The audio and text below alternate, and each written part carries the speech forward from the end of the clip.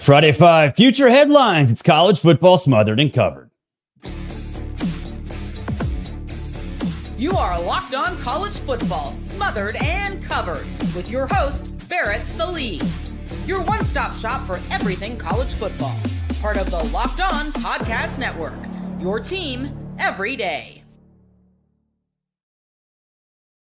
Hey, welcome in. It's a Friday edition of College Football Smothered and Covered for you everydayers. Thank you for making this your first listen. For your non-everydayers, why don't you put us in your 5 podcast rotation? Would really appreciate that. We have Friday 5. We have future headlines today, and today's show brought to you by FanDuel. Go to FanDuel.com, place a $5 wager, and they'll give you $200 guaranteed in bonus wagers. That's right. One $5 bet gets you $200 in bonus bets, guaranteed. Go to FanDuel.com.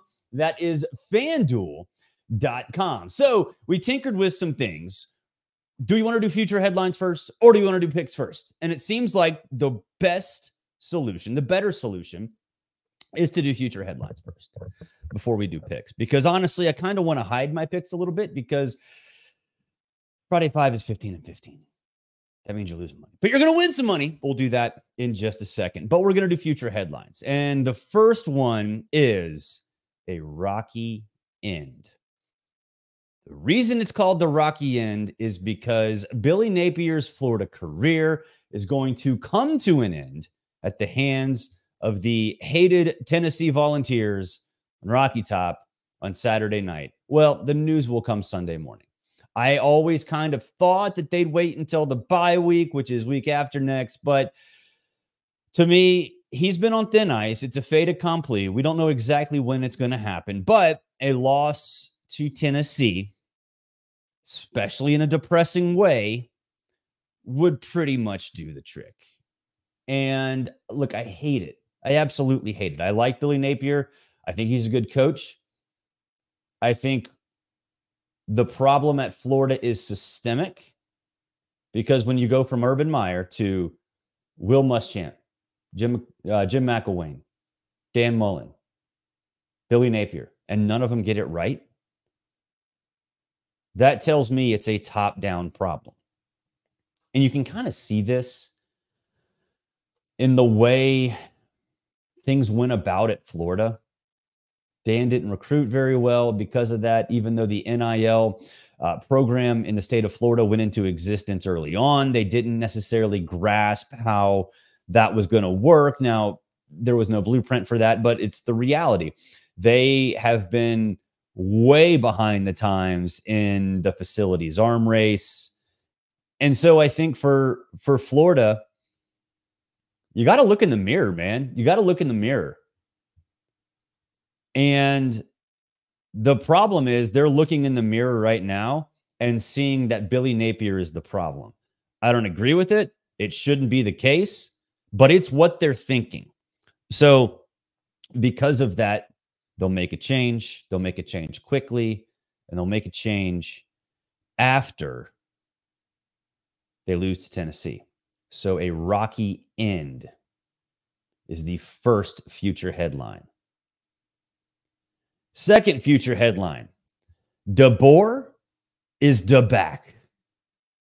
Because, like, Alabama fans, you got mad at me all week because I said this is a big, big week for the legacy of Kalen DeBoer. What happened last week against Vandy would never happen under Nick Saban. You have players yelling at each other on the way out of the stadium last weekend, and however many Bama fans you want to say that happens all the time, it does not. I've been on a lot of sidelines. That stuff does not happen all the time. It just doesn't. So you've got players yelling at each other. You've got Malachi Moore losing his mind and kicking a football. All of that stuff is concerning. It should be concerning. It doesn't happen under Saban. Didn't happen under Saban. DeBoer is back because South Carolina is, I think, a tricky team because Lenore Sellers and Robbie Ashford and the defensive front and Alabama's offensive line hasn't been that great. Everything will come together for the Alabama Crimson Tide. Everything will come together They'll cover the spread. And to me, it'll show Alabama fans and show the world that, okay, what happens is inexcusable, but the true DeBoer, the true Alabama, is one that is competitive, one that is true to itself, one that's disciplined, and one that's going to right the ship. Does that mean they're going to make the playoff? I have no idea. That's not the discussion. I don't like talking about the playoff mid-season because, quite honestly, it doesn't matter. What matters for Alabama is getting to a position where maybe down the road they can make a run. And it goes back to something, and we had Brent Key, the Georgia Tech coach, on before I went to Ireland, and he kind of complimented me. He's like, because I said, look, you guys think one play at a time. You guys think the way you talk and coach speak. We might hate it, but that's the way coaches think. And that's how I think DeBoer is going to approach this. Let's focus on this game, put it in a vacuum, see if we can rebound, and move forward from there. So headline number 2, DeBoer is the back. Good coffee. I need it today. Number 3. You ever play a game called Duck, Duck, Goose? I think everyone did when they were kids. Although in the state of Minnesota, I don't know where I saw this graphic. This is a complete sidebar. They call it Duck, Duck, Gray Duck. If you're from Minnesota and you're watching, explain that to me. Because that is a legit thing, Duck, Duck, Gray Duck. But no, everywhere else, the other 49 states and the rest of the world, we call it Duck, Duck, Goose. It's going to be Duck, Duck, Lose. Not Duck, Duck, Goose, Duck, Duck, Lose. Because, look, I don't know what this game's going to go, how it's going to go between Ohio State and Oregon. I've gone back and forth on this game all week. I mean, honestly, all week. I'm settling on Ohio State. And part of this is that James Crepea from the Oregonian, he was on our show on Wednesday previewing this game. And he says that he thinks that it's going to be low scoring, that it's going to be maybe a slugfest. And I was on the side of track meet, and the more I thought about it, I'm like, okay, maybe James is right. And if he is, that favors Ohio State. Absolutely ferocious defensive front. Offensive line gets the job done. I think they will, especially against an Oregon team that, for whatever reason, has not lived up to Dan Lanning's expectations and won the battle at the line of scrimmage a lot. It really has not done that. So since that is the case, I'm going to pick Ohio State. And I hate that. I really hate that I just said that, because I still don't trust Will Howard. But I do trust Jeremiah Smith. I do trust Emeka Egbuka. I do trust that running back core. And I do trust that front seven. So Duck, Duck, Lose. At home in Austin. In Autzen. Man, I really hate that I just did that. But I did it. Duck, Duck, Lose. The Ducks are going down. We'll take a break. When we come back, we'll start the Friday Five, the overs and unders of this week's Friday Five. Coming up on the other side, it's college football smothered and covered. And of course, we are powered by Locked On. Got a new sponsor for the show. It's called Z-Biotics. And look, Z-Biotics is a pre-alcohol probiotic drink. It's the world's first genetically engineered probiotic. It was invented by PhD scientists to tackle rough mornings after drinking. Here's how it works. When you drink alcohol, it gets converted to a toxic byproduct in the gut.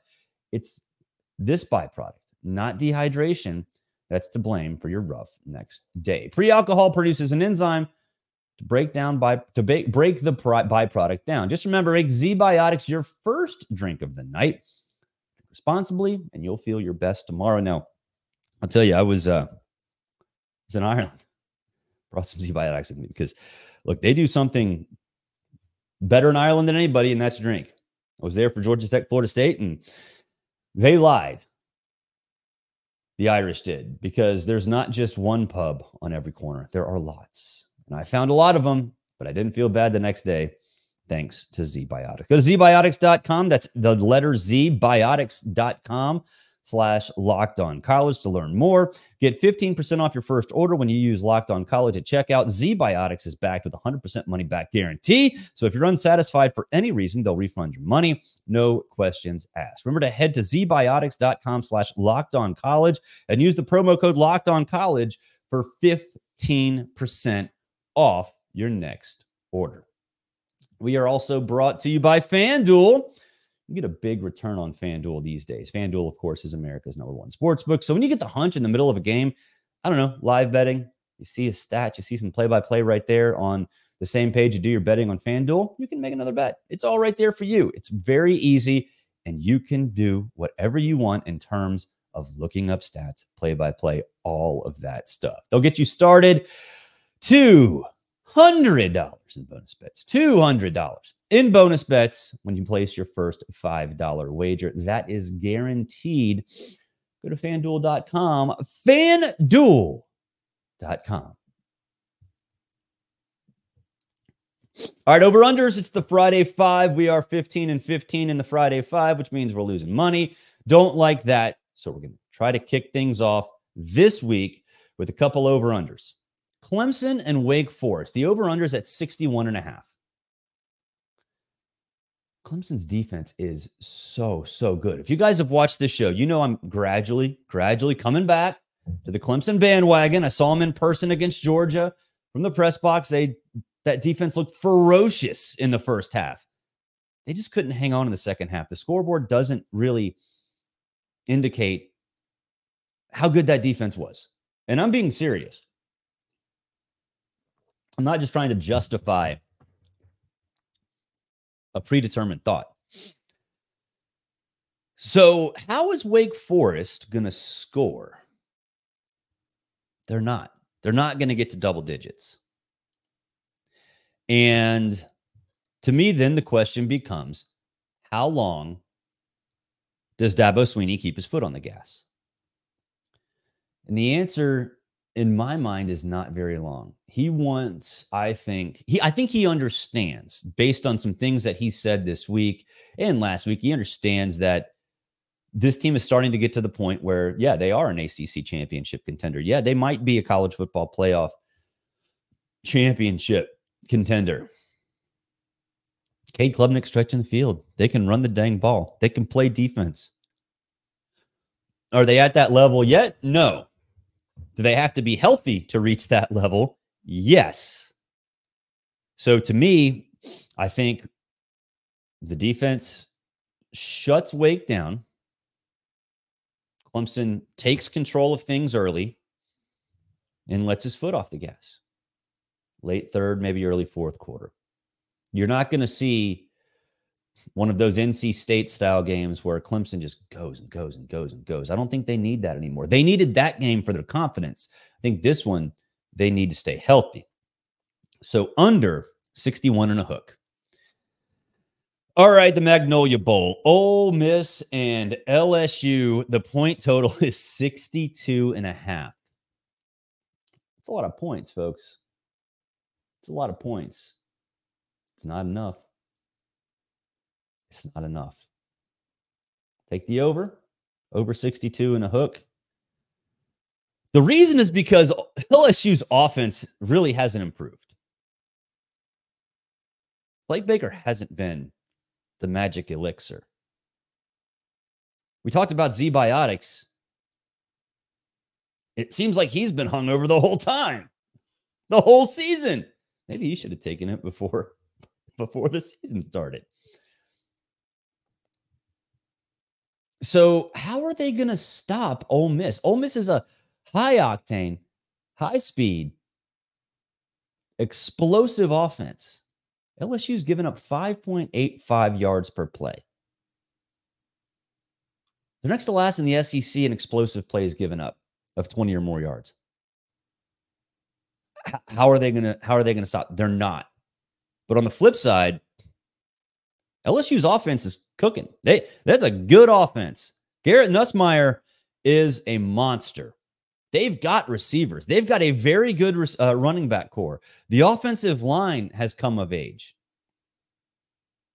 So if we're talking about going score for score, I don't think LSU can do it for a full 60. But could they do it for 50? Yeah. Could they use some magic Death Valley at night voodoo to get the job done? Sure. 62.5. I'm in. Let's go. Let's have a shootout in Death Valley at night in the Magnolia Bowl, one of the most underrated rivalries in the entire country. Hey, reminder, you can become a college football smothered and covered insider. Just look in the description below, whether you're watching or listening. Subtext group. Click on that link. You can join me wherever I am. That's right. You can text me and I'll text you right back. You can tell me how much you hate me on text and I'll say you're right. I suck. Right back to you personally. First month free, use code COLLEGE. Join the subtext group. You will not regret it. Today's show also brought to you by Robinhood. With Robinhood Gold, you don't need a silver spoon to eat up the financial favors of the 1%. Robinhood Gold allows others to get the rates and perks usually reserved for high society. Now, the resourceful individual with Robinhood Gold can earn the very liberal rate of 4.5% APY.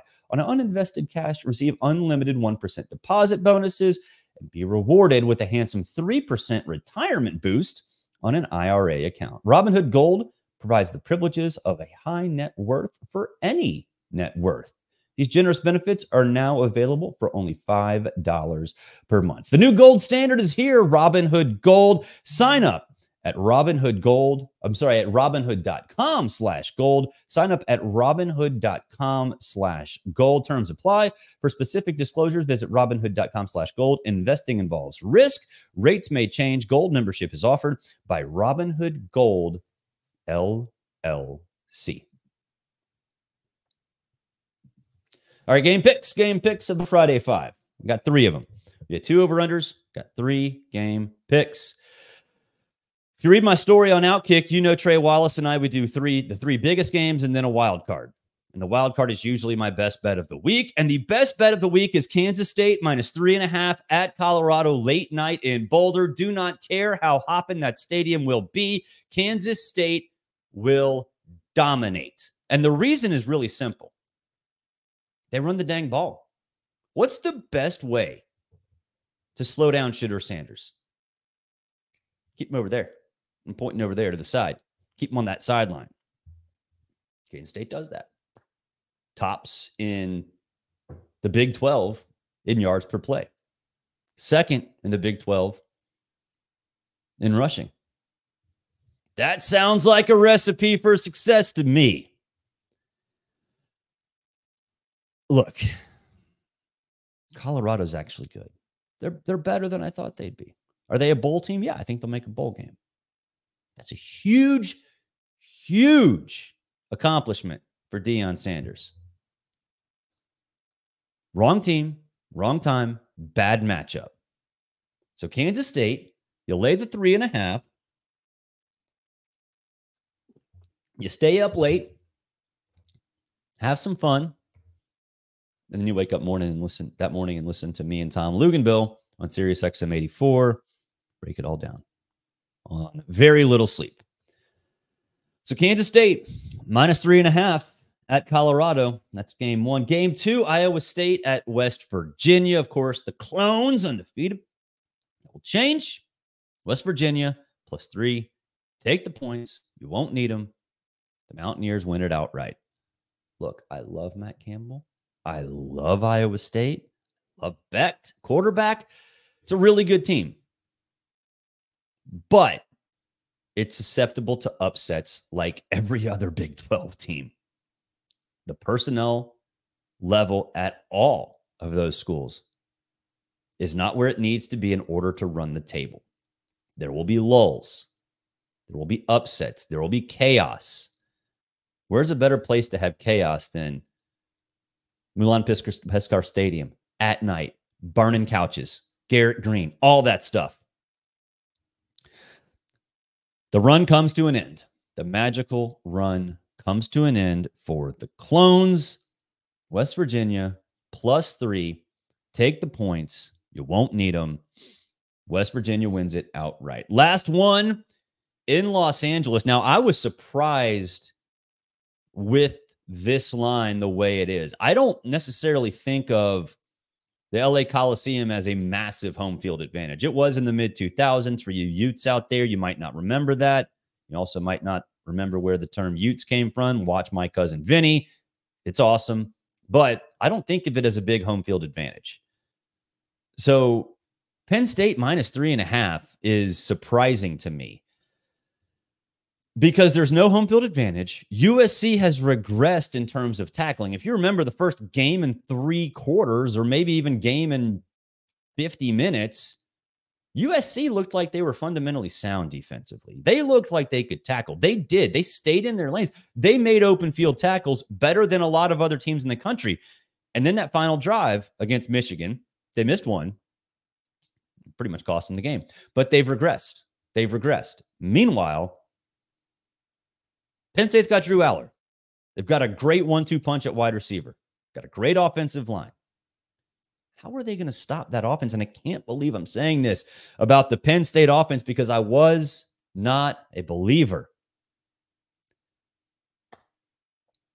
I'm a believer enough now, maybe partially because I don't trust USC anymore, but I'm a believer now, at least enough to think that Penn State covers the 3.5. And man, if I'm wrong, can you imagine what will happen if I'm wrong? If USC beats Penn State and one of Ohio State, Oregon has to lose, I think it'll be Oregon. Man, that Big Ten race is going to look muddled. But Penn State's not going to lose. They're going to get the job done. Win by, I'd say, double digits. That's how much faith I've lost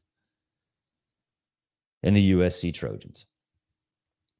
Last thing before we head out of here in terms of on the field, or at least in the conference rooms, the SEC and the Big Ten meeting in Nashville. My colleague at Outkick, Trey Wallace, has all of that covered. And I get asked a lot, what does this mean for the future of college football? And I don't want to dodge the question. The answer is I have no freaking idea.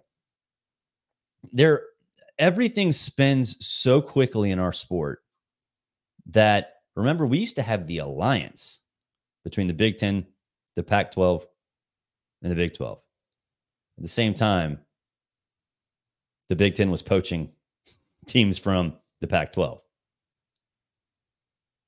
We literally had Greg Sankey steal Texas and Oklahoma while working with the Big 12 on the future of college football. So the answer to what is happening right now in Nashville, or what happened this week in Nashville, is I have no clue. Is there going to be a scheduling agreement between these two conferences? Maybe. Is that at the top of the list of things that they're talking about? No, it doesn't. I don't care. I don't think they care. What's happening, I believe, is that the future of the college football playoff, and Greg Sankey sort of alluded to that, they're going to go through this year and then reassess. That's not reality. That's a lie. What's actually happening is they're developing plan A, plan B, plan C after this season, how they want to push their goal of having 4 teams each in a playoff every single season. We saw them sort of discuss a while back moving to 14 teams. That's going to happen. When the money starts rolling in, that's how it works. I hate it. I hate the 12. Didn't like the 4. I wish it was the BCS, but that to me is, in my mind, kind of what's going on. They're setting the groundwork for their unified front to change college football, in my mind, for the worst. But I know you expansionists out there might like it. We'll see what you feel after this 12-team version, because I don't think you're going to like how it turns out. But that's neither here nor there. For all you in Florida suffering from the aftermath of Hurricane Milton. For all of you in Western North Carolina who feel like they've been forgotten, we remember as well. So you guys out there, donate the Red Cross, donate to Samaritan's Purse, all that stuff. They need help. They need help. The feds aren't really doing what they need to be doing. So give them as much help as you possibly can. Also, don't forget to subscribe to the subtext. If you want to be a college football smothered and covered insider, use promo code college. You'll get it for free. You can text me personally, and I'll text you back. Text you about whatever you want to know. What's going on in my life? What's going on in your life? You can tell me. The link is right there below. We'll be back for some instant reaction on Saturday for big games, and there are a lot of them. So make sure you subscribe. Make sure you ring that notification bell. All of that stuff. Share the show. If you like the show, share it across all of your platforms. Email it to your friends. Text it to your friends. All that stuff, because we got a lot going on over here, a lot going on in the future. We want you to be a part of it, as well as everybody else out there in the new media college football world. Till Saturday, have a great one.